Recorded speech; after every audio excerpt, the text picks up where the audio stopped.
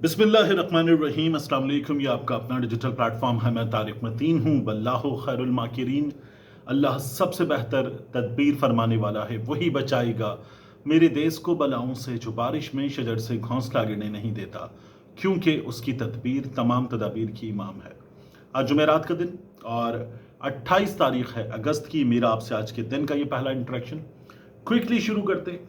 Notification जो field marshal साहब के इस ओहदे पर 3 के बजाय 5 साल तक रहने का नोटिफिकेशन है, उसके मामले पर आपने देखा एक फड्डे जैसी सूरत हाल है। जाहिर है कि ये फड्डा इस हुकूमत और इस्टेब्लिशमेंट के दरमियान नहीं है।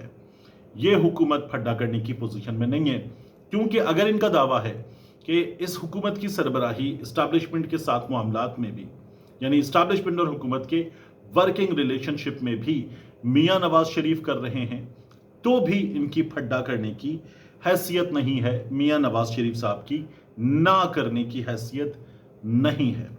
अब इस सूरत हाल में मैं ये बताऊं आपको नोटिफिकेशन के हवाले से कि होने क्या जा रहा है। एक बहुत बड़ी खबर आई है, इस खबर की बात करेंगे, नंबर 1। दूसरा, पाकिस्तान तहरीक इंसाफ या इमरान खान साहब जो हैं वो क्या करने जा रहे हैं, इस हवाले से कुछ मालूमात हैं। ये मालूमात मैं आपके सामने शेयर करूंगा, रखूंगा चीज़ें। नंबर 2, और सबसे अहम है सैलाब की सूरत हाल। फील्ड मार्शल से अहम, इमरान खान से अहम, नवाज शरीफ से अहम, इस हुकूमत से अहम, क्योंकि वो है पाकिस्तान के मुसीबत में घिरे शहरियों के बारे में, इसलिए वो सबसे अहम है। तो सबसे पहले उन्हीं की बात करते हैं।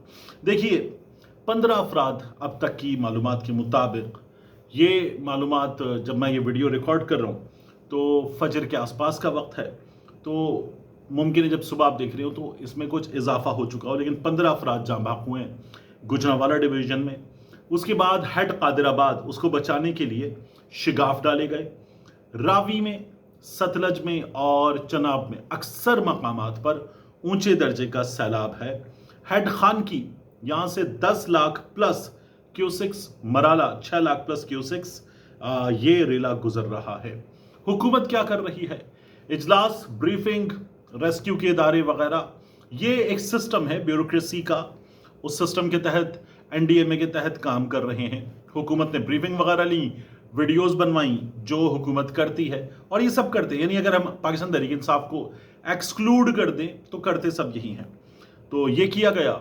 बाकी वीडियोस वगैरह बनवाने में हमने ये भी देखा कि बिलाल यासीन साहब एनडीएमए की 1122 की कश्ती लेकर, उस कश्ती में 2 कैमरामैन एक कश्ती में बिठाकर वीडियो वगैरह बना रहे थे। एहसन इकबाल साहब सैलाब के किनारे खड़े होकर खुद अपनी वीडियो फोन सामने रख के बना रहे थे।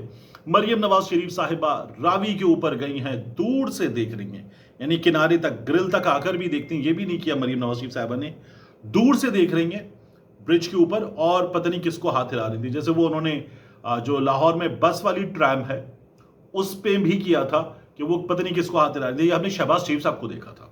ये सब में है कि वो जो ऑरेंज लाइन है ऊपर चल रही है, शहबाज शरीफ साहब हाथ हिला रहे। तो ये वाले कमालात हमने देखे थे। हुकूमत यही कर सकती, हुकूमत यही कर रही है। हाँ, हुकूमत जो कर रही है, जो नोटिफिकेशन की बात है, उसके हवाले से बहुत अहम खबर है। देखिए, मैंने आपको बताया था कि मेरी एक 3 star, 2 2 star retired army officers से बात हुई इस मामले को समझने के लिए। माहिरीन कानून से बात हुई। उन्होंने ये कहा कि चूंकि कानून बन गया सर्विसेज चीफ्स की मुद्दत मुलाजमत के हवाले से, और बतौर सर्विस चीफ वो किस तरह से खिदमत अंजाम देंगे, इस सिलसिले में चूंकि कानून बन गया, मुद्दत 5 बरस कर दी गई, इसलिए किसी नोटिफिकेशन की जरूरत नहीं। ये 2 माहिरीन कानून, 3 रिटायर्ड आर्मी ऑफिसर्स, उन्होंने बताया। फिर भी बैरिस्टर शहजाद अकबर साहब वो ये कह रहे थे कि नोटिफिकेशन जरूरी है, नोटिफिकेशन होगा तो बात आगे बढ़ेगी।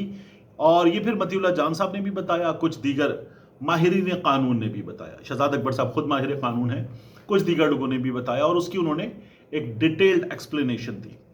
अब एक जानिब ये डिटेल्ड एक्सप्लेनेशन है जिसमें कहा जा रहा था कि नोटिफिकेशन चाहिए, वगरना जो नोटिफिकेशन हुआ था बुनियादी तौर पर, वो नोटिफिकेशन था 3 बरस का, जो होता है फील्ड मार्शल साहब के लिए।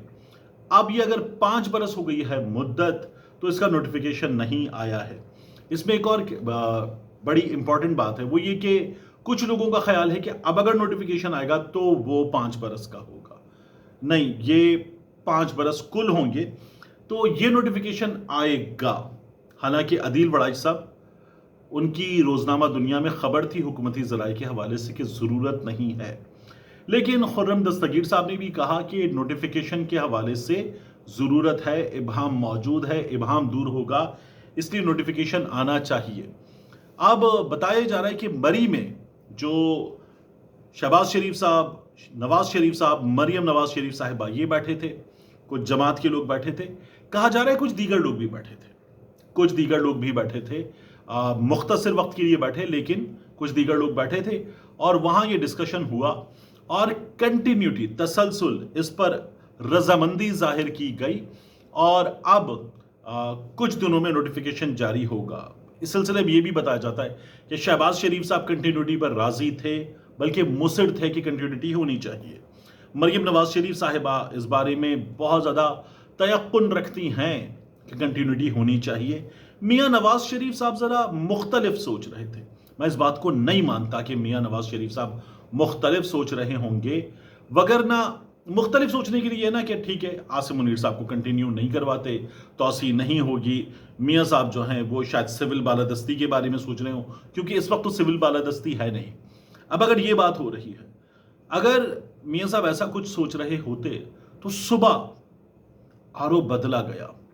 زبیر صاحب تو کہتے ہیں مارا پیٹا گیا، جس آرو کو ہٹایا گیا اسے مارا پیٹا گیا، پھر آرو لایا گیا اور اس نئے آرو کے ذریعے میاں نواز شریف صاحب کا نوٹیفیکیشن کروایا گیا.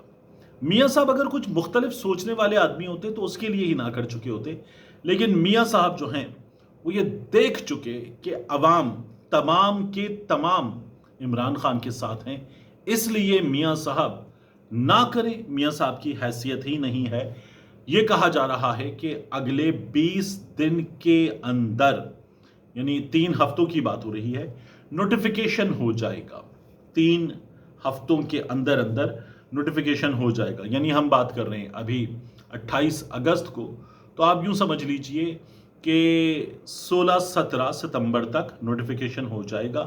اور یہ نوٹیفیکیشن بتائے گا کہ تینوں سروسز چیفز، ان کی مدت کے حوالے سے صورتحال کیا ہے، اور نوٹیفیکیشن جو ہے وہ اس سلسلے میں وزیر اعظم آفس سے جاری ہوگا، گزٹ آف پاکستان میں پبلش ہوگا، صدر مملکت اس پہ دستخط وغیرہ کریں گے، تمام لوازمات پورے ہوں گے. یہ خبر آ رہی ہے اور کنٹینیوٹی، نظام بہترین چل رہا ہے.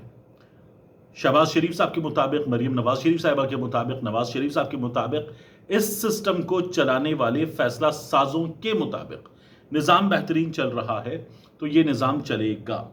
اب آخری چیز آپ دیکھیے کہ پاکستان تحریک انصاف کے فیصلے کیا ہیں.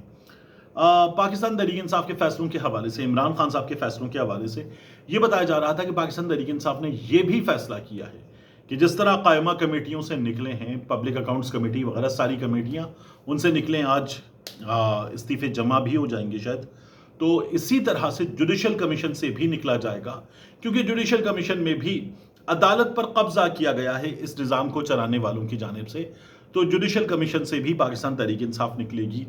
بیرسٹر علی ظفر صاحب نے یہ بتایا کہ نہیں، جوڈیشل کمیشن سے نہیں نکلا جائے گا. 4 گھنٹے کی عمران خان صاحب کے ساتھ میٹنگ تھی، اس میں ڈسکس ہوا اور جوڈیشل کمیشن میں رہا جائے گا. وہاں جو بھی اکثریت ہے وہ حکومت کی ہے، لیکن پھر بھی وہاں بیٹھ کر لکھا جائے گا، ججز سے بات کی جائے گی، اپنا ایک رول پلے کیا جائے گا. تو جوڈیشل کمیشن سے نہیں نکلیں گے. ایک دوسرا، اسمبلیوں سے باہر پاکستان تحریک انصاف آئے گی، استعفے دے کر آئے گی.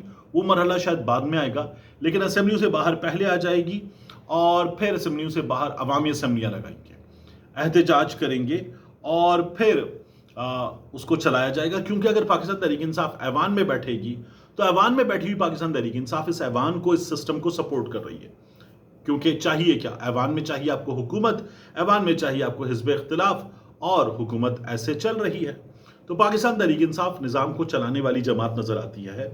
اور ایوان میں بیٹھی ہوئی پاکستان تحریک انصاف، جو ایوان میں موجود لوگ ہیں، بیرسٹر گوہر ہوئے، باقی اراکین ہوئے، وہ اور عمران خان سیم پیج پر نہیں ہیں، سیم ویو لینتھ پر نہیں ہے، اور ان کا ہم کوئی کردار بھی نہیں دیکھتے.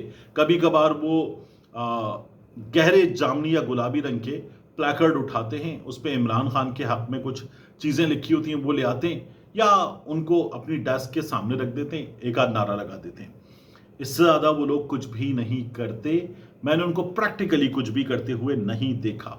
यानी उनको कहा जाता है कि आप सुप्रीम कोर्ट तक नहीं जा सकते सामने, तो वो वहाँ नहीं जाते और वापस ऐवान के अंदर चले जाते हैं सड़क पर आने के बाद।